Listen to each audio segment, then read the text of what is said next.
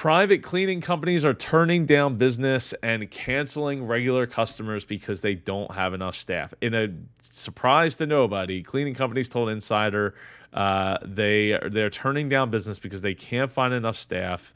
A Florida Made Pro franchisee said two of her long-term employees had left to work at Amazon. The cleaning industry has a reputation for low wages and poor benefits.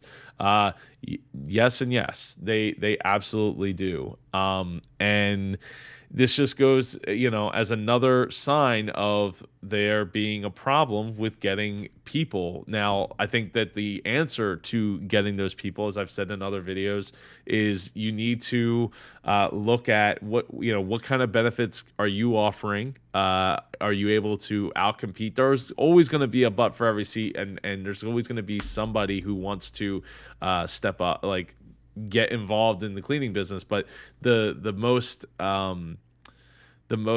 dedicated of like, I'm going to jump in and do it, also might just start their own business, and that is, with such a low bar of it barrier to entry in that industry, it definitely becomes a bit of a problem.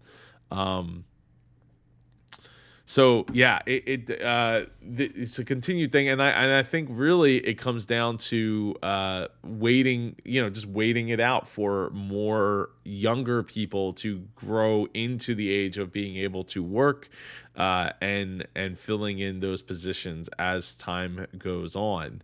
I don't think it's the only answer, but I think that it's one of those answers, and I also think that there was a video I did. I'll try to remember to link it over up here, about somebody from a hiring agency had talked about, let's get people. I think there's something like 70 million people with nonviolent records on, they've been to jail, criminals, like criminal records, and getting those people to be destigmatized so they can get into the workforce easier.